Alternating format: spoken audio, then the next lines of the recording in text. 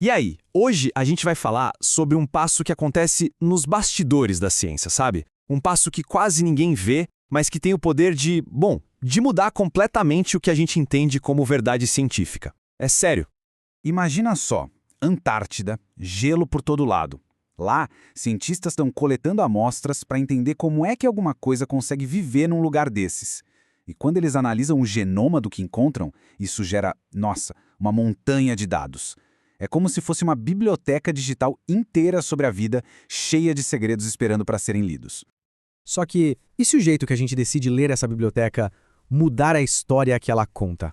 Pois é, essa é a grande questão aqui. O que será que acontece quando o ato de limpar os dados acaba, na verdade, mudando a resposta final? Bora ver se te perto. Para entender isso, a gente precisa falar de uma tecnologia-chave, o sequenciamento de nova geração, o famoso NGS. Pensa assim, é como uma máquina superpotente que lê milhões de pedacinhos de DNA ao mesmo tempo. E com isso, ela cria esses arquivos gigantescos de informação genética sobre qualquer coisa. Pode ser de uma levedura lá da Antártida ou até de uma amostra de tumor aqui no laboratório. Mas aí é que está o pulo do gato. Esses dados, do jeito que saem da máquina, não são limpinhos. Longe disso. Eles vêm com um monte de ruído, de sujeira digital. É quase como pegar um livro super antigo, sabe? Cheio de poeira, com as páginas rasgadas, anotações. Para conseguir ler a história de verdade, primeiro você tem que dar uma boa limpada. E aí que entram as ferramentas de software.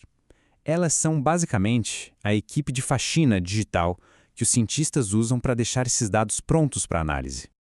O mais interessante aqui é que não é só apertar um botão e pronto. Uma ferramenta bem famosa, a Trimomatic, por exemplo, é cheia de opções. É quase um painel de controle. Tem um botão para tirar um tipo de sujeira, outro para cortar partes com qualidade ruim, ou seja, não é uma limpeza simples. É um processo cheio de pequenos ajustes e decisões. E essa complexidade toda gera uma situação bem humana, né? Olha só, esse post é de um cientista de verdade no Reddit. A pessoa tá lá na dúvida de quais parâmetros usar e até confessa que pegou umas dicas com o ChatGPT. Isso deixa muito claro que não tem uma resposta certa, não tem uma fórmula mágica para limpar os dados, é um processo que depende muito da escolha de quem está fazendo a análise. Isso nos traz de volta para a pergunta principal. Se todo mundo quer a mesma coisa, dados limpos, será que a ferramenta que se escolhe, ou o jeito que se usa essa ferramenta, pode, no fim das contas, mudar o resultado? Bom, para tirar essa dúvida, um grupo de pesquisadores resolveu botar isso à prova. Eles fizeram um experimento bem controlado, publicado na revista Frontiers in Bioengineering and Biotechnology, para testar exatamente qual é o impacto real dessas diferentes ferramentas de limpeza. O que eles fizeram foi bem simples e genial. Pegaram um único conjunto de dados brutos e dividiram a análise. Uma parte eles analisaram do jeito que estava, sem limpeza nenhuma. As outras 3 partes eles limparam, cada uma com uma das ferramentas mais usadas: Cutadapt, FastP e Trimomatch. Daí eles rodaram 2 análises clínicas bem comuns para ver no que dava. E os resultados? Bom, eles foram surpreendentes, para dizer o mínimo. Aquela tentativa de colocar ordem na casa, de limpar os dados, acabou, em alguns casos, criando uma confusão danada. Olha só esse primeiro caso. Eles estavam procurando por uma mutação específica de câncer, a AKT1. Analisando os dados brutos, sem limpar, o resultado deu negativo. Mas, depois de passar os mesmos dados pelas ferramentas Cutadapt e FastP, o resultado deu positivo. Peraí, a mesma amostra deu positivo e negativo para uma mutação de câncer dependendo apenas do software usado para limpar os dados. E esse é o ponto central de tudo. A única, e eu digo a única coisa que mudou, foi a etapa da limpeza.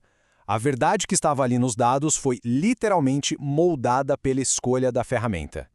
E a coisa fica ainda mais séria. A equipe foi para uma análise mais complexa ainda, a chamada tipagem HLA. Isso é tipo uma impressão digital do nosso sistema imune. Algo super importante, por exemplo, para transplante de órgãos.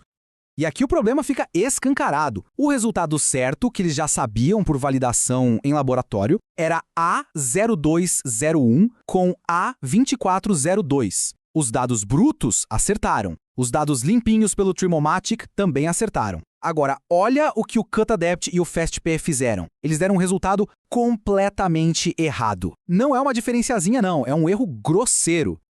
Esse gráfico de precisão resume tudo. A acurácia com o FASP caiu para 80%, muito abaixo dos 93% dos dados brutos e do Trimmomatic. Ou seja, para essa tarefa específica, usar certas ferramentas de limpeza foi pior do que não fazer absolutamente nada. A limpeza estragou o resultado. E olha, esse problema não está só na área clínica, não. O efeito dominó dessas escolhas na hora da limpeza se espalha por toda a biologia. Vamos voltar lá para a Antártida, onde a gente começou essa conversa. A milhares de quilômetros dali, no mundo da pesquisa básica, outros cientistas estão fazendo perguntas completamente diferentes, mas usando exatamente o mesmo tipo de dado e as mesmas ferramentas. Por exemplo, numa tese de doutorado da UFMG, a pesquisa era sobre o genoma de uma levedura chamada Metschnikovia australis. O objetivo era entender como é que ela consegue viver naquele frio todo da Antártida. E dá uma olhada no método de trabalho. O primeiro passo, logo depois de sequenciar o DNA, o que é? Controle de qualidade e limpeza dos dados, usando, adivinha qual? O Trimmomatic, exatamente a mesma ferramenta, que exige o mesmo tipo de escolha que a gente viu no estudo sobre câncer. Isso mostra que essa etapa invisível está em todo lugar, de um diagnóstico de doença até uma pesquisa sobre a vida no gelo. Então, a gente chega na grande conclusão de toda essa história.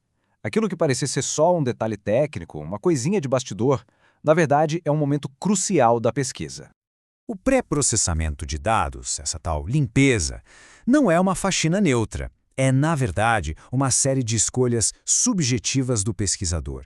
E essas escolhas, como a gente acabou de ver, podem criar um sinal que não existia ou apagar um que existia, levando a conclusões que são o oposto uma da outra. Ou seja, esse acaba sendo um passo invisível, mas super crítico do método científico.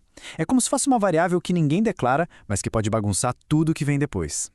E isso tudo deixa uma pergunta no ar, né? Se o primeiro passo da análise é uma escolha e não um fato, quantas outras verdades científicas por aí não foram construídas em cima de uma base que também é invisível e, no fim das contas, subjetiva? Pensar nisso, pois é, pode mudar o jeito que a gente enxerga a própria ciência.